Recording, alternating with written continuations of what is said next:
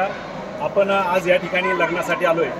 लग्न असं आहे समस्त राऊत परिवार आणि समस्त शिवले परिवार या वधूवरांचं शुभविवाह सोहळा संपन्न होत असताना खरं तर आपल्या महाराष्ट्राची भूमी महान आहे. इथे साधू संत कलावंत अनेक घडून गेले. यामध्ये एक कला राहिली ती म्हणजे पारंपरिक वाद्य संस्कृती.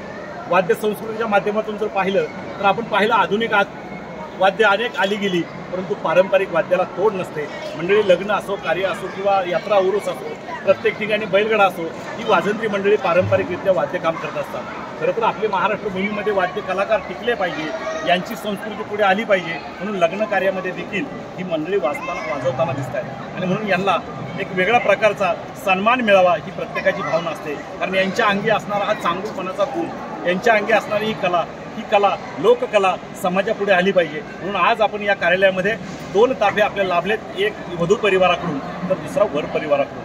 आता वधू आणि वर परिवाराचे 2 वेगळे ताफे जरी असले तरी इथे जुगलबंदी ही विचारांची आहे, इथे जुगलबंदी ही मैत्रीची आहे आणि म्हणून आपण दोन्ही ताफ्यांची कला या ठिकाणी ऐकणार आहोत. प्रथमतः आपण जाऊया या ठिकाणी स्वरांजली वाजंत्री मंडळ बहुळ या ठिकाणचं आणि या वाजंत्री मंडळींकडे आपण जाऊ. यांची कला पाहिल्यानंतर दुसरी कला पाहणार आहोत. सप्त हिंद केसरी दादा नाना गुणाटकर आणि त्यांचा सर्व टीम आणि ह्या दोन्ही टीमचं वाद्यकाम आपल्याला ऐकायचं आहे. पाहूया प्रथमतः या ठिकाणी स्वरांजली वाजंत्री मंडळ बहुळ.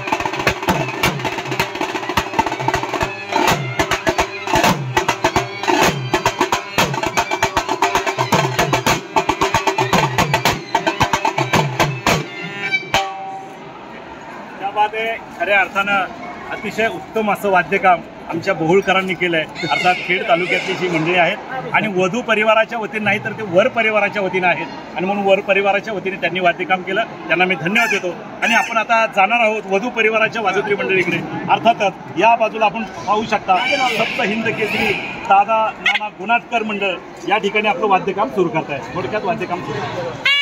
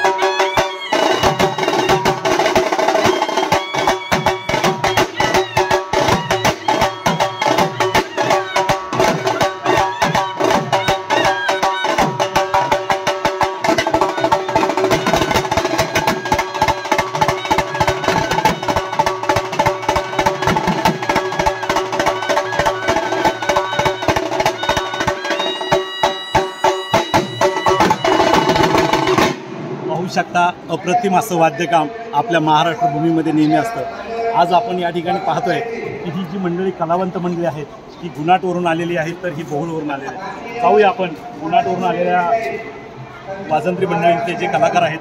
माऊली, आपलं नाव सांगा. माझं नाव नाना सोनभाऊ गुणाटकर. तर ह्या कलेमध्ये आपण किती वर्षापासून ही जोपासना करताय? वयाच्या 9 वर्षापासून मुलांच्या पिढ्या चालवली, आजच्या पंजापासून चालवली ही कला. पिढ्यानपिढ्या हे सगळं करत आहात आणि आता ही तुमची तिसरी पिढी चौथी पिढी असेल तेव्हापासून तुम्ही करताय. तर कुठपर्यंत जाता तुम्ही महाराष्ट्रामध्ये? चौकट जसं कार्यक्रम वगैरे असेल तसं बाहेर पण जाता पूर्ण. तर काय परिस्थिती आहे सध्या? उशिरा होतोय जाण्यासाठी घरी का बरोबर टाईमला जाता तुम्ही घरी? आता लग्नाची वेळ संध्याकाळची असल्यामुळे टाईम होतो. खरं तर लवकर लग्न व्हावेत असं तुम्हाला वाटतं, पण ते होत नाही. वरातीला वगैरे जाता का वाजवायला? चालू आहे. म्हणजे एकंदरीत तुमचा प्रवास खडतर असतो, सकाळी परत उठून दुसऱ्या कामाला. तुम्हाला तुमच्या कार्यासाठी पुढच्या शुभेच्छा देऊया. आणि खरं तर आपण या मंडळीकडे जाऊ. माऊली, नमस्कार. तुम्ही वाद्य संस्कृतीमध्ये किती वर्षापासून काम करताय? थोडासा आवाज आहे मोठा. वडिलांपासून करताना ही सगळी मंडळी बहुळची आहे, काही शेजारच्या गावची असते. पण हे करत असताना काय वाटतं, हे कलाकारांना योग्य न्याय मिळतो का महाराष्ट्रातून? आनंद वाटतोय. तुमचं समाधान त्याच्यामध्ये, आनंदामध्ये. आणि हे सगळं पुढे न्यायची गरज आपली आहे, कारण ही संस्कृती लोप पावत चालली तर उद्या कोण वाजवणार हा प्रश्न मोठा असतो. हरकत नाही, तुम्ही अतिशय चांगलं काम करतायत. तुमच्या भावी वाटचालीसाठी, कार्यासाठी आमच्या होम मिनिस्टर चॅनलतर्फे, अर्थात कराळे पाटील होम मिनिस्टर चॅनलतर्फे तुम्हाला हार्दिक शुभेच्छा. असंच पुढं काम करत राहो. सर्वांना रामकृष्ण. आता काय करा.